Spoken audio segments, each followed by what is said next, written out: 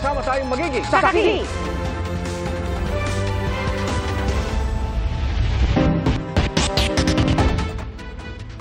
Hinihintay ngayon ang desisyon ni Pangulong Bongbong Marcos kaugnay sa rekomendasyon ng National Maritime Council na i-anunsyo na ang mga resupply mission sa Ayungin Shoal.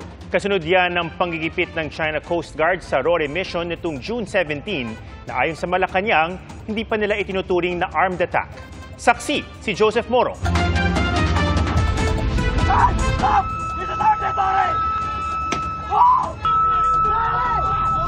Matapos ang marahas na komprontasyon ng mga Pilipinong sundalo at China Coast Guard sa Ayungin Shoal noong June 17, inirekomenda na ng National Maritime Council tuloy ang mga rotation and resupply mission sa BRP Sierra Madre. Pero may pinagkaiba sa kasalukuyang ginagawa. The announcement of the rotation and reprovision missions to the BRP Sierra Madre in Ayungin Shoal, which shall remain routinary and will be scheduled regularly. If the reason for this is there was no prior knowledge on the part of China that we were resupplying, in the best interest of all parties, I think it was a wise decision for the President to accept our recommendation to publicize the schedule for activities without giving up anything. National leadership view these incidents with concern. We will be awaiting for the guidance of the President as regards to the policy recommendations that we submitted this afternoon. Sa pananaw ni Executive Secretary Lucas Bersamin, hindi pa maituturing na armed attack ang nangyari sa Ayungin Shoal. No. Well, you know, this was probably a misunderstanding or an accident. We are not yet ready to classify this as an armed attack. That has not been in. Your question about the invocation of the Mutual Defense Treaty, it has not been, considered in our discussions. Nang tanongin si Bersamin kung iaakyat pa ito sa mas mataas na international body, that's not yet in consideration because I think this is a matter that can easily be resolved very soon by us, and if China wants to work with us, we can work with China. Pero para kay maritime law expert Professor J. Batong Bakal, hindi na lamang ordinaryong law enforcement o pagpapatupad ng regulasyon ang ginawa ng CCG noong June 17. You can consider that as an armed attack because they use weapons, diba? They were committed against Philippine sovereign vessel and personnel.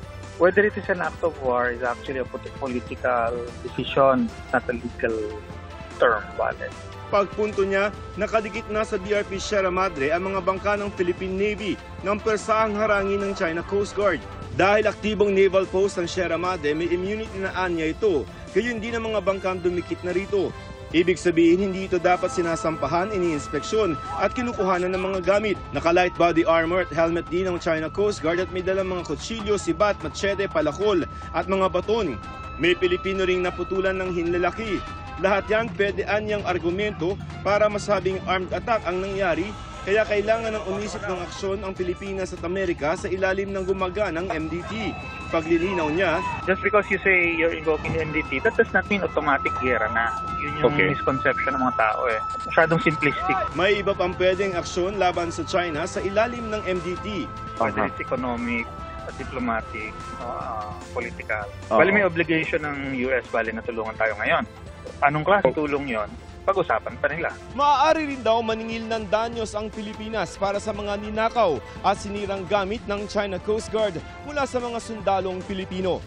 Pwede raw yan sa ilalim ng United Nations Convention on the Law of the Sea. Kailangan i-establish mo yun, saka kailangan din mag-decide ano yung magiging process for getting that. Nang tanungin ng media ang Chinese Embassy kung nasaan ang mga armas, sinabi nitong ginawa lamang nila ang mga kinakailangang hakbang na naaayon umano sa batas para pangalagaan ang kanilang sovereignty.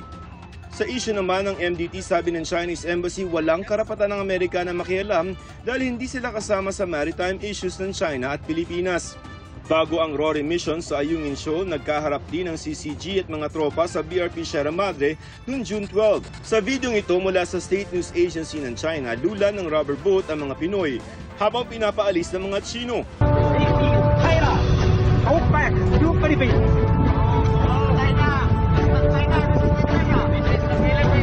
Nitong June 19 naman, namataan sa Balabac, Palawan, ang dalawang Chinese warship. Nakita namin yung flag na China. Kaya nga ang aming kapitan ng lansya ay bigla lang nagtaas din ng flag ni Philippines.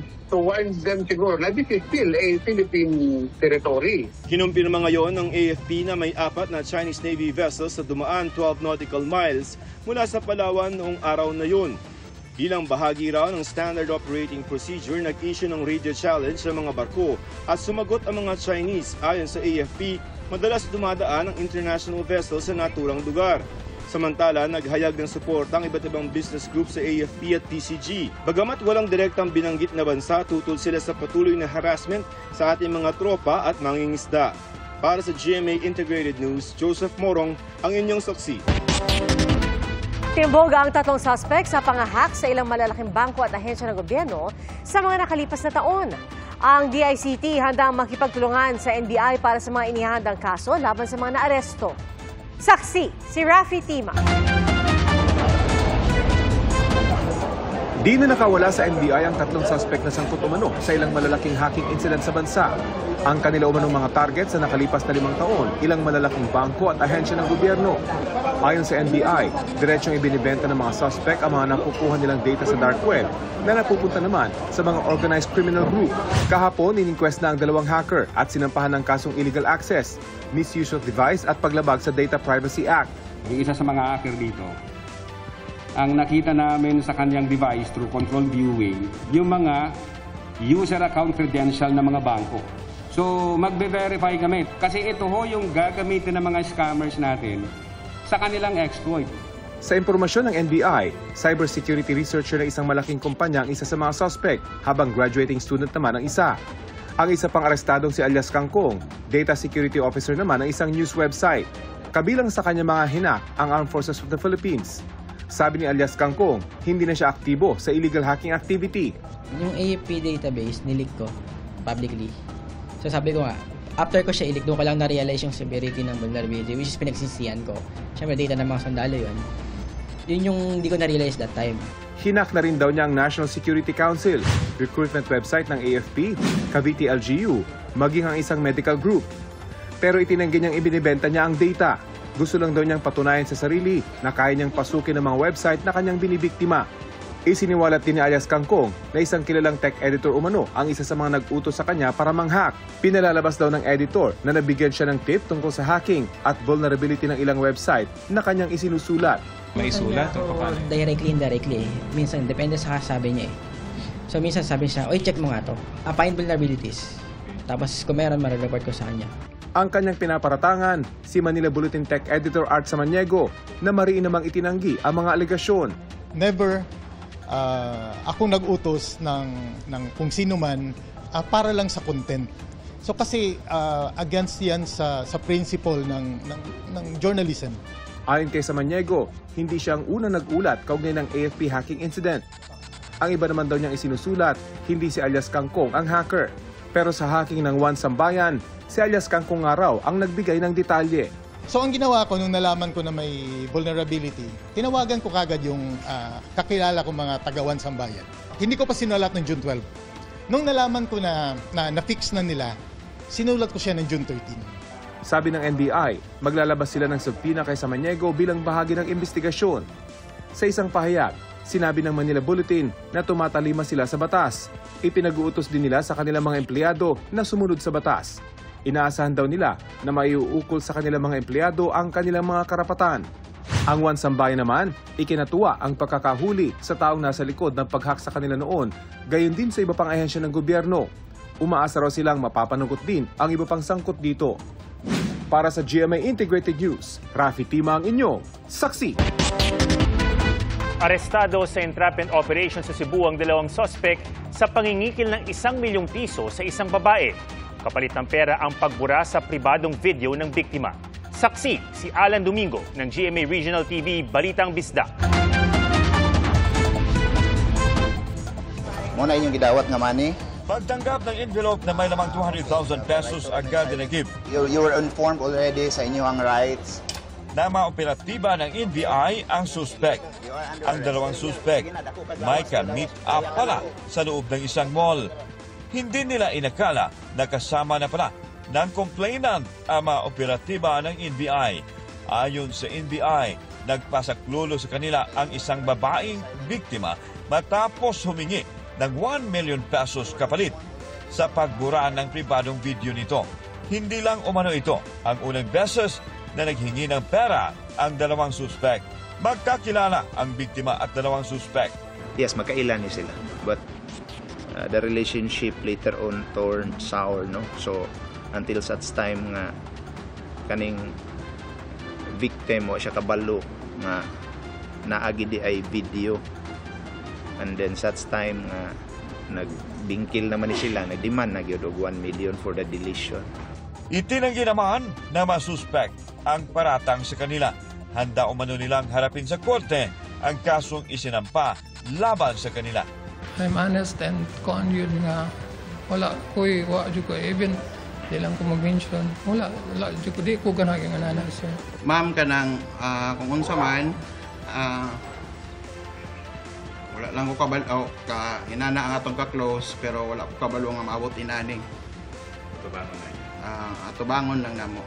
Naharap ang dalawa sa reklamong paglabag sa Anti-Photo and Video Voyeurism Act at robbery extortion.